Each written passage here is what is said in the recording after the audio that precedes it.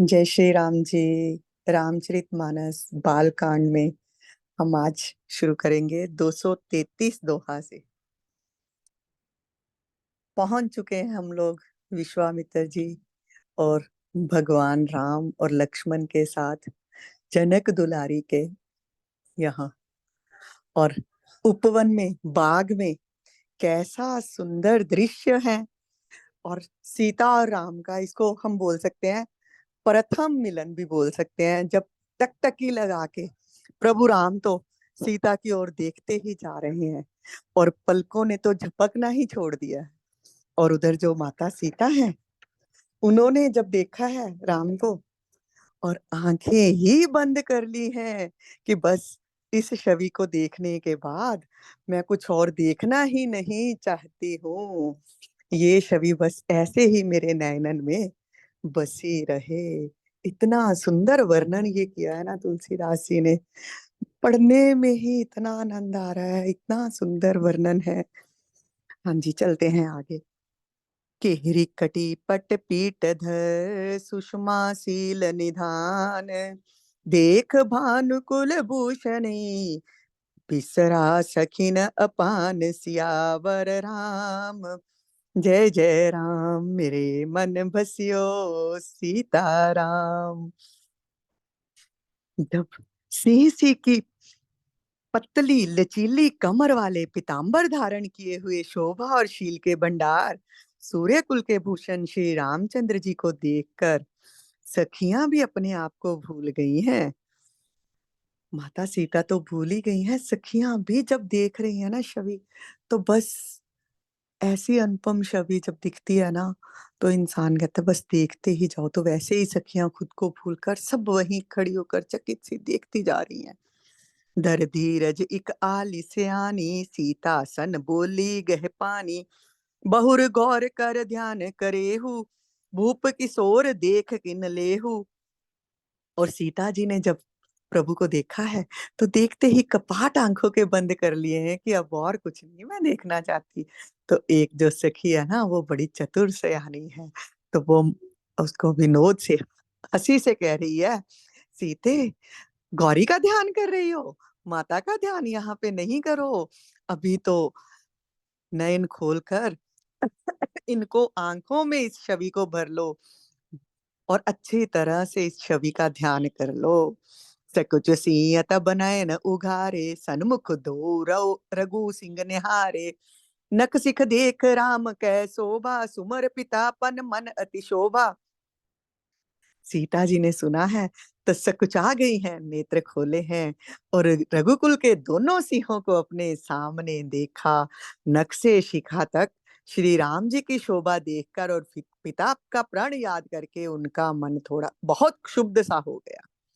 पर बस सखिन लखी जब सीता भयो गहुर सब कहें सबीता, पुण्य आयुब एहि बेरिया काली अस्कई मन बेहसी इक आली। जब सखियों ने सीता जी को प्रेम के वश देखा तब सब भयभीत होकर कहने लगी, बड़ी देर हो गई, अब चलना चाहिए, कल इसी समय फिर आएंगी।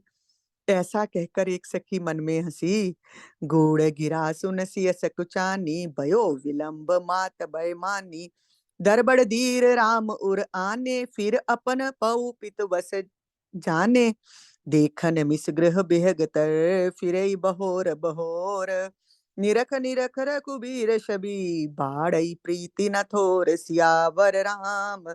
जय जय राम मेरे मन बसियो सीताराम। सखी ने जब कहा है कि गिरिजा का ध्यान बाद में कर लेना सीते, अभी तो इन राजकुमारों की छवि को देख लो। तो सीता जी ने आंखें खोलकर जब छवि निहारी है तो एकदम से याद आ गया कि मेरे पिता ने तो, मैं इस छवि को देखूं कैसे, नहीं देख सकती, क्योंकि मेरे पिता ने तो प्रण किया है कि मेरा स्वयंवर रचाया है, जो उस शिव धनुष को उठाएगा उससे ही मेरी शादी होगी। तो एकदम से थोड़ा मन में आ गया, गलानी सी हो गई कि पतिव्रता तो जो है वो किसी और की तरफ देखती ही नहीं और मेरा मन ऐसे कैसे इनकी तरफ आकर्षित हो गया है। और जब सखियों ने देखा है तो भयभीत हो गई हैं और कहती हैं चलो चलो अब जल्दी से चलते हैं, देरी हो गई है, हम लोग तो माता की पूजा के लिए यहाँ पे पुष्प लेने के लिए आए थे, जल्दी जल्दी चलो, पूजा का समय हो गया है। ये बोलकर सीता जी ने जब ये सुना ऐसा कुछ आ गई है, और लगा है कि माता कहेगी इतनी देर कहाँ लगा दी, तुम तो पूजन के लिए गए थे। और श्री रामचंद्र जी को हृदय में धर के उनका ध्यान करते हुए, खुद को पिता के अधीन जानकर माता सीता जो है वो वापस लौट चली हैं। मृग पक्षी और वृक्षों को देखने के बहाने सीता जी बार बार घूम जाती हैं, और श्री राम जी की छवि को देख देख कर उनका प्रेम कम नहीं हो रहा और बढ़ ही रहा है।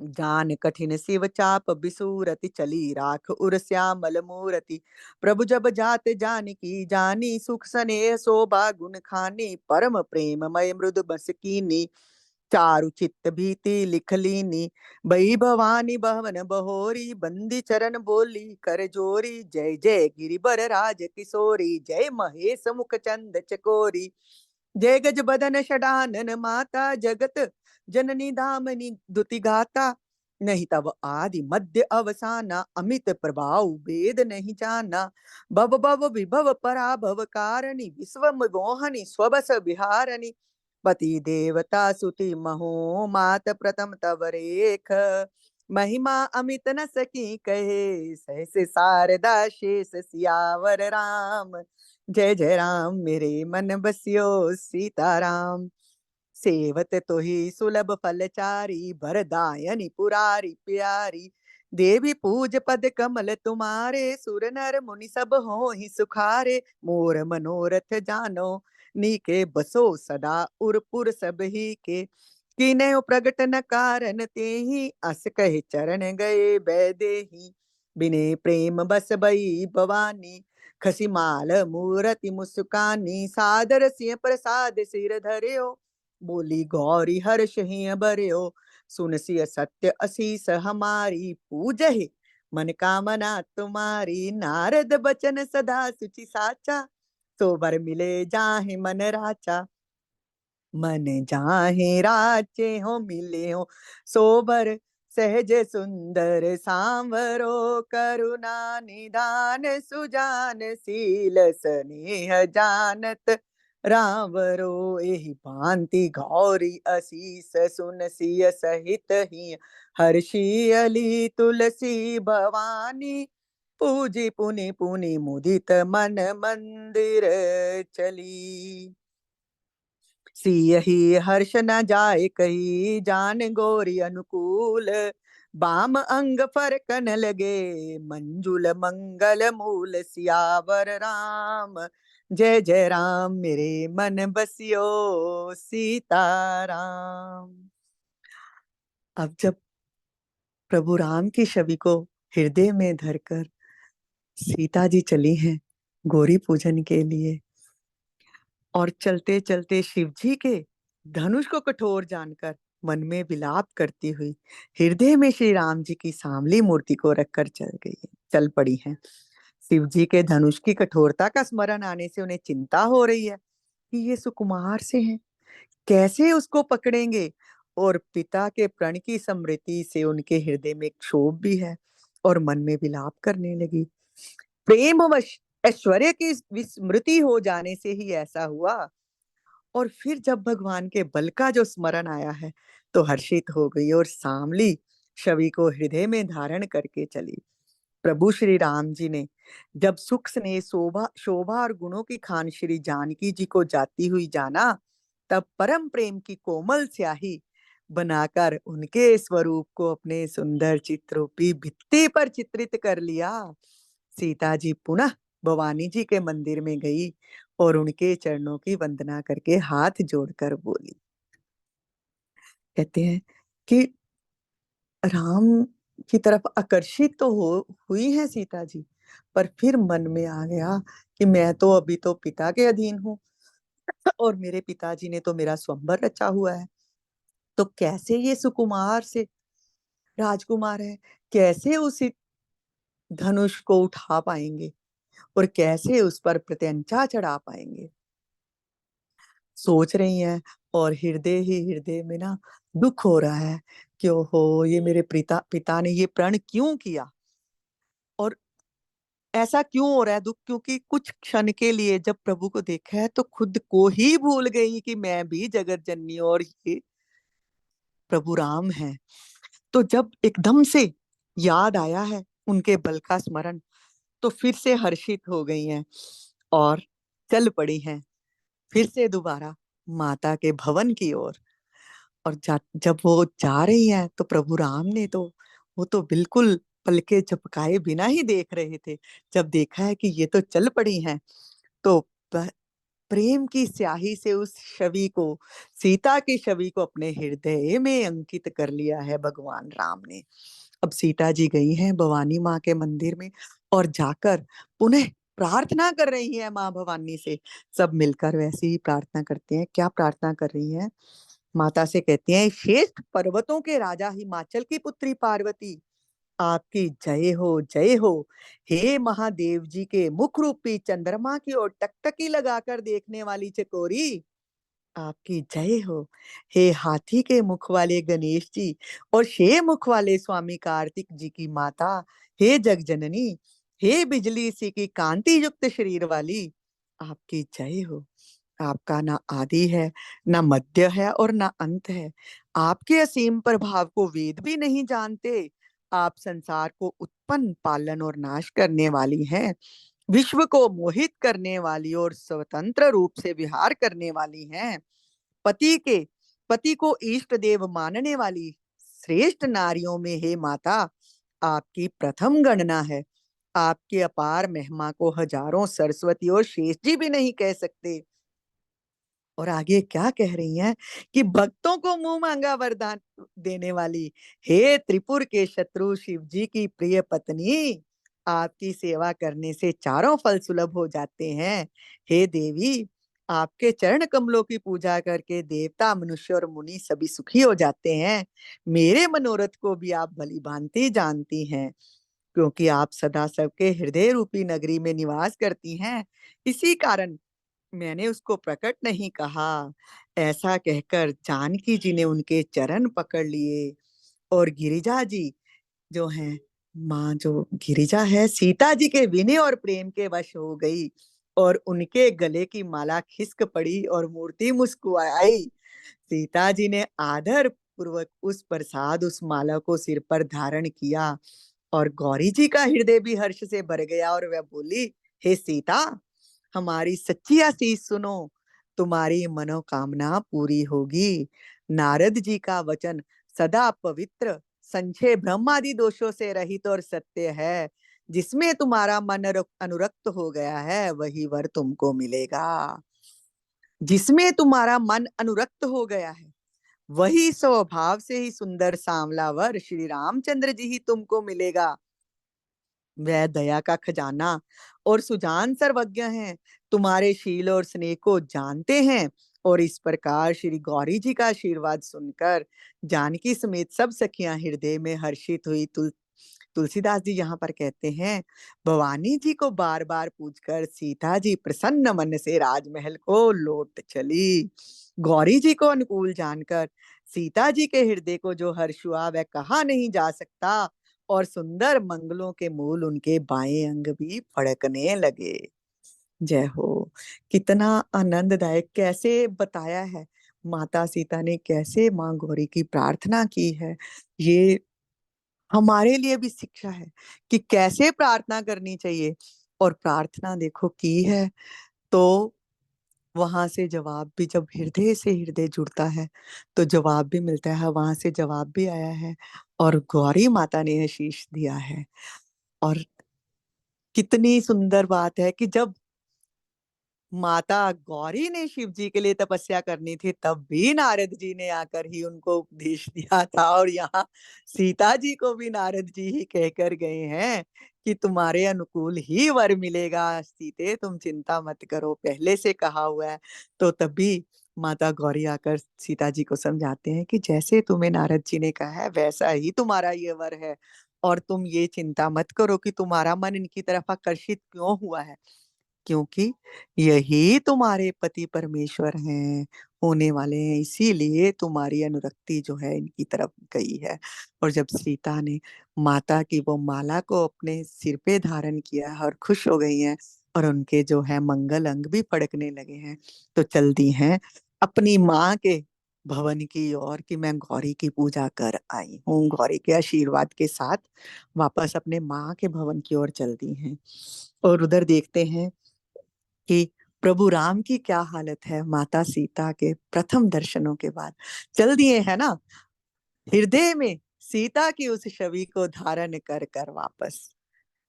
हृदय सराहत सी अलोनाई गुरु समीप गवने दो भाई राम कहा सब कौशिक पाही सरल सुभाव सुवत झल नाही सुमन पाई मुन पूजा कीनी पुन असीस दोहबाई अनदीनी सुफल मनोरथ हो तुम्हारे राम लखन सुन भये सुखारे। और सीता जी की उस छवि को हृदय में धारण कर जब दोनों भाई गुरु जी के पास गए हैं, तो जाकर श्री रामचंद्र जी ना जाकर गुरुदेव विश्वामित्र से भी पूरी कथा जा सुनाई है कि हम गुरुदेव गए थे फूल लेने के लिए आपकी पूजा के लिए, पर वहां पर तो जनक दुलारी को देखा है, इतनी सुकुमारी इतनी सुंदर छवि है उनकी। तो ऐसे ही सरल स्वभाव से ना सब कुछ गुरुदेव को बता दिया है अर्थात कि गुरुदेव अब ले ही आए हो धनुष यज्ञ के लिए, तो फिर ससुराल बना दो इसको ही मेरा। ऐसे ही सुनाया है, बिना छल बिना किसी कपट के गुरुदेव को आकर बता दिया हम तो राजकुमारी के दर्शन भी कर आए हैं। तो गुरुदेव ने कहा अच्छा ठीक है, तुम तो फूल चुगने गए थे, फूल लिए हैं और दोनों भाइयों को फूल लेकर आशीर्वाद भी दिया है कि तुम्हारे मनोरथ सफल होंगे। और ये जब सुना है तो राम और लक्ष्मण सुखी हुए। बहुत सुख मिला है कि गुरुदेव ने बोल दिया है तुम्हारे मनोरथ सफल होंगे।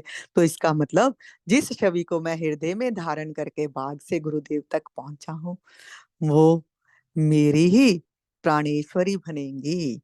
करबो जन मुनि बर विज्ञानी लगे कहन कुछ कथा पुरानी विगत दिवस गुरु आयस पाई संध्या करन चले दो भाई प्राची दिससी उयो सुहावा सिय मुख सरिस देख सुख पावा बहुर विचार कीन मन माही सिय बदन समहिम कर नाही जन्म सिंधु पुन बंधु विष दिन मलिन सकलंक सिय मुख समता पाव किम चंदु भापुरो रंक सियावर राम जय जय राम मेरे मन बसियो सीताराम। गटई बड़ी बिरहन दुखदाई ग्रसे राहु निज संधि पाई कोक शोक प्रद पंकज द्रोही अवगुण बहुत चंद्रमा तो ही बैदेही मुख पट तर दीने होई दोष बड़ अनुचित कीने सिय मुख छवि विद ब्याज बखानी गुरु पही चले निशा बढ़ जानी कर मुनि चरण सरोज प्रणामा आयस पाई कीन विश्रामा विगत निसार गुनायक जागे बिंदु बिलोक कहन असलागे उयो अरण अवलोक ताता पंकज कोक लोक सुखदाता बोले लखन जोर जुग पानी प्रभु प्रभाव सूचक मृदुबानी अरुणोदय सकुचे कुमुद उडगन जोत मलीन जिम तुम्हार आगमन सुन भय नृपति बलहीन सियावर राम जय जय राम मन बसियो सीताराम।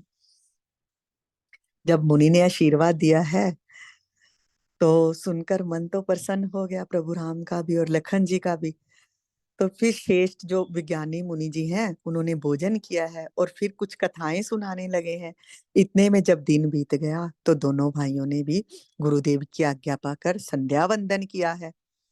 संध्या वंदन के बाद जब देखा है पूरब दिशा में सुंदर चंद्रमा का उदय हुआ, तो श्री रामचंद्र जी ने उसे देखा है।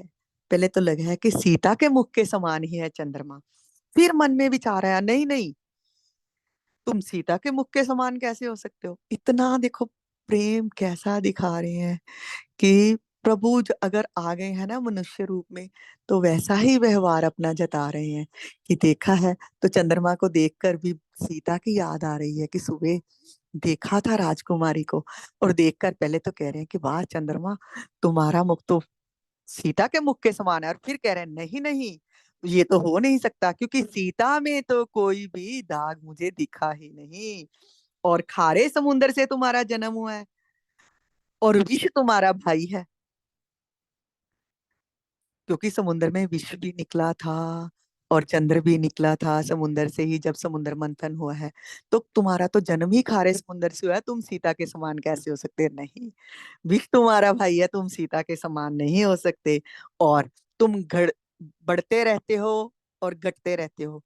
इनको श्राप मिला था ना, तो इसके कारण ही चंद्रमा जो है 15 दिन तक कम होता जाता है, और फिर अमावस के बाद बढ़ना शुरू होता है, और पूर्ण पूर्णिमा तक ये संपूर्ण होता है। तो ऐसा इसलिए नहीं, मैंने गलत उपमा दी है, तुम चंद्रदेव, तुम सीता के समान नहीं हो सकते। तुम्हारे में कलंक है, काले दाग से युक्त हो, और तुम गरीब चंद्रमा सीता के मुख की बराबरी कैसे कर सकते हो? घटते बढ़ते रहते हो, और विरहिणी स्त्रियों को दुख देने वाले हो। और राहु भी जो आकर है, जब समय मिलता है वो तो तुम्हें ग्रस लेता है। और चकवे चकवी को वियोग का शोक देने वाले हो, और कमल के भी वैरी हो, क्योंकि कमल भी जब जो है सूर्य को देखकर खिलता है, जब चंद्रमा उदय होने वाला आता है तो कमल मुरझा जाता है। तो प्रभु कहते हैं कि नहीं, तुलसीदास जी ने यहाँ पे कहा है कि तुम चंद्र के साथ तो उपमा की नहीं जा सकती सीता जी की। चंद्रमा में तो इतने अवगुण है, पर सीता में तो हमें देखने पर भी कोई अवगुण का दर्शन नहीं होता। वो तो गुणों की खान है माँ सीता। और जानकी जी के मुख की तुझे उपमा देने में बड़ा अनुचित कर्म करने का दोष लगेगा। इस प्रकार चंद्रमा के बहाने सीता जी के मुख की छवि का वर्णन करके बड़ी रात हो गई, जानवे गुरु जी के पास चले, मुनि के चरण कमलों में प्रणाम किया, और आज्ञा पाकर विश्राम किया। रात बीतने पर श्री रघुनाथ जी जागे और भाई को देखकर ऐसा कहने लगे, तात देखो, कमल चक्रवाक और समस्त संसार को सुख देने वाला अरुणोदय हुआ है। और लक्ष्मण जी तो हंस रहे हैं, मन ही मन मुस्कुरा रहे हैं कि प्रभु पूरी रात तो आप सीता के गुणों का वर्णन ही करते रहे, और चंद्रमा के अवगुणों का वर्णन ही करते रहे, और अब सुबह की प्रभात का समय आ गया है। तो कहते हैं, जब कहा है ना कि वाह, सूर्य निकल आया है, तो कितना सुख अब कमल को मिलेगा, चकवा चकवी और सबको मिलेगा। तो हंस पड़े हैं।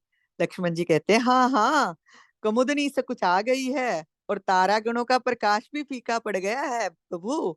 जैसे आप आए हो, तो आपके आने से जो सब राजा राजकुमार है ना, वो बलहीन हो गए हैं, क्योंकि सीता तो आपकी ही है, और आप ही सीता को लेकर जाएंगे, ये कहा गया है।